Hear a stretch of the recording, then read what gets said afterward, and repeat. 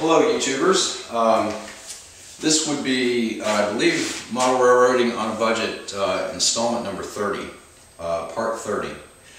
And unfortunately, or fortunately maybe, it's going to be the last one.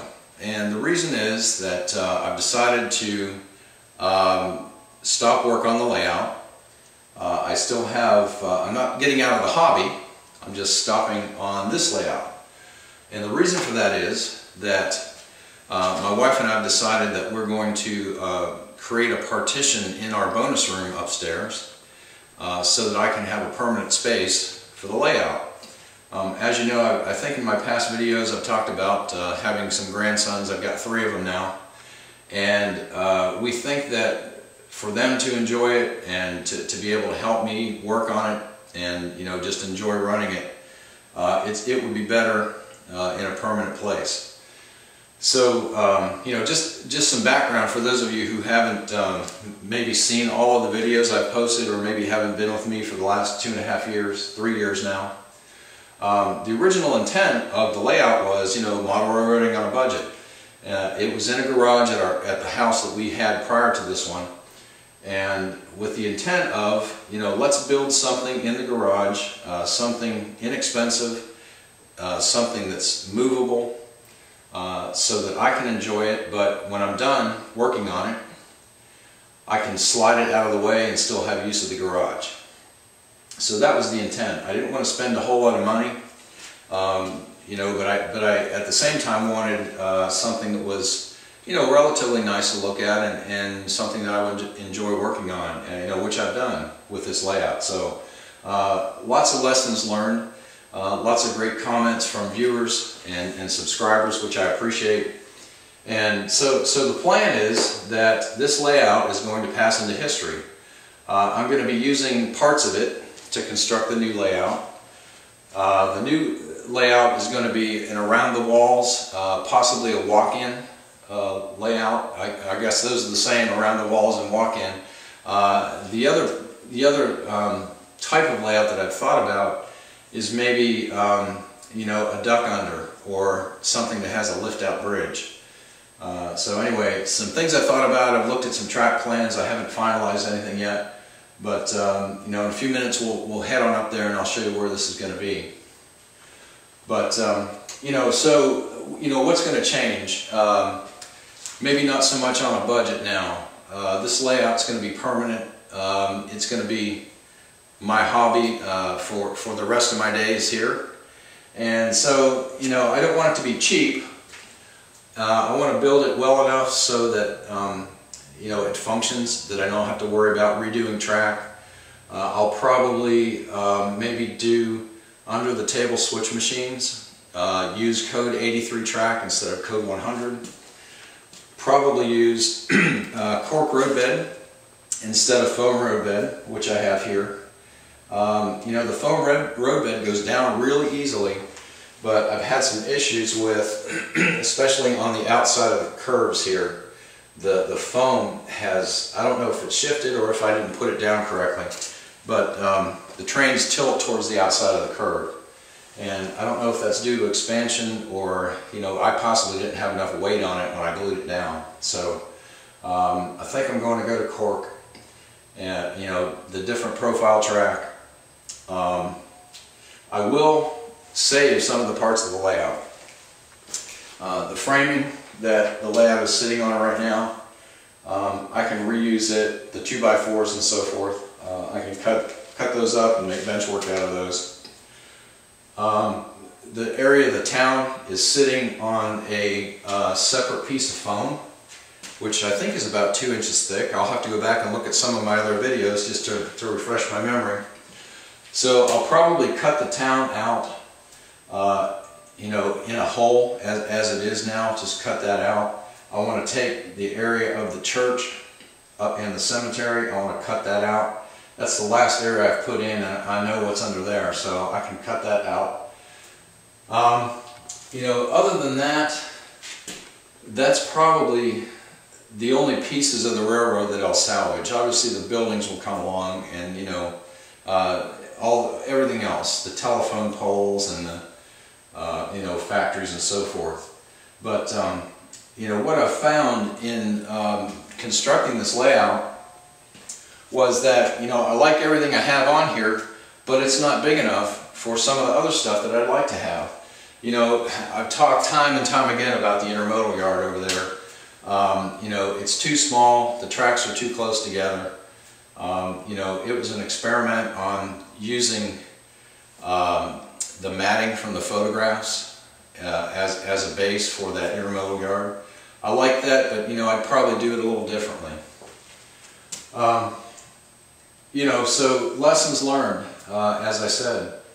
I enjoy the hobby, and in a way I'm going to be sorry to see this go, but in a way I'm not, because the layout's going to be much bigger and a whole lot more fun. So anyhow, with that, let's take a walk upstairs, and I'll show you where this new layout's going to go.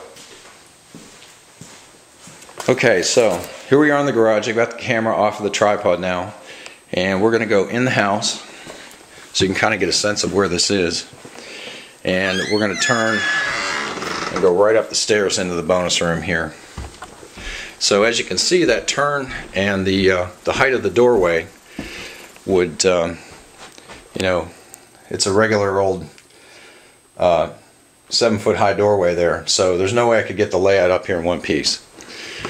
So excuse the clutter here, but anyway, this is the bonus room. This sits directly above the garage. Still have a few Christmas decorations up that we haven't taken down yet, and all of these decorations that you see here are waiting to go inside that door, which is the unfinished attic space that we have for storage. So this area that you see here, this little, I guess I'll call it a knee wall. From this point on the knee wall right here to the back wall there, just behind the treadmill, is right at 14 feet. So my plan is to extend this wall, the knee wall, across here to right just behind where these chairs are sitting right now. And actually, if you can see that speaker that's on the stand there for my surround sound, the wall is going to be about 6 inches to the right of that speaker, and it'll come straight across the room, and then directly across from this knee wall I'll make a 90-degree turn, and right here in the center of the wall, I guess this is about the center, I'll have a 36-inch door here that'll swing out outside the room.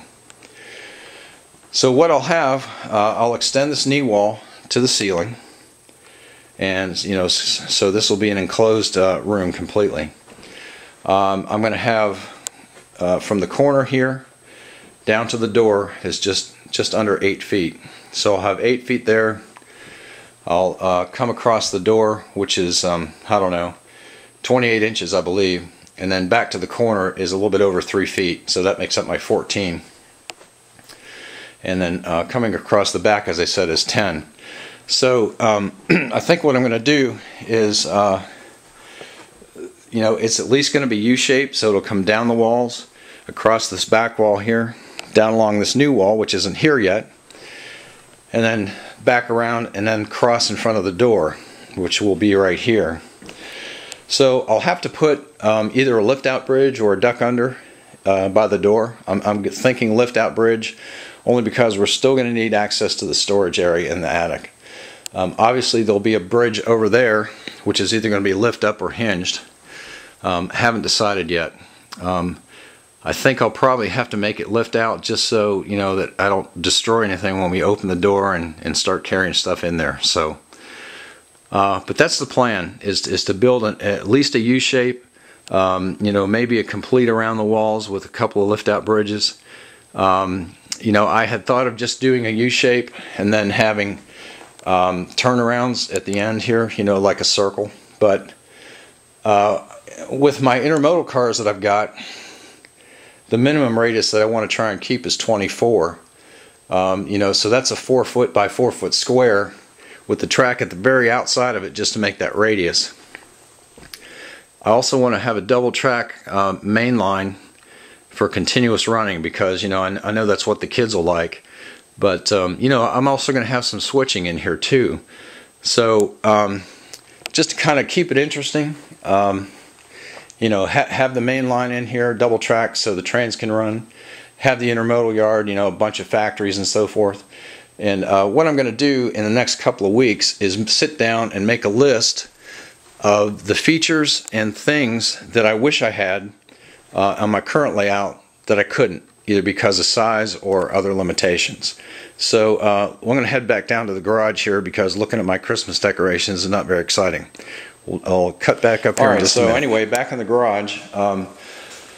So what I'm going to do in the next couple of weeks, in addition to making a list of features or you know, functionality that I want on the new layout, is I've got some projects to work on. I have 2 decoders here, a couple of Digitrax decoders that I need to put in my Burlington Northern engines, which I got for Christmas. I've taken all of my rolling stock out of boxes, and I've placed it in these storage bins here. So I've got those 6 drawers full. I bought 2 more of them this evening. I've got to put the rest of that. There's some box cars and things sitting over there. I need a home for those. I need a home for all of my trailers, which are in this box now. I've got a bunch of vehicles in here that I need to put away. And so that's what I'm going to do tonight, is get all that stuff put away. And I've got, I think if you remember, I don't know, 2 or 3 videos ago, I had a decoder here that the wiring came loose on, and I haven't worked on that yet. So you know, over the next several weeks before I start construction up there, I'll make some videos about decoder installs. Let me back out here. Well, that would be in. All right. About decoder installs, and I have some intermodal cars that I had been working on that were in kits that I had to paint, and I have to decal them yet. So that's another project.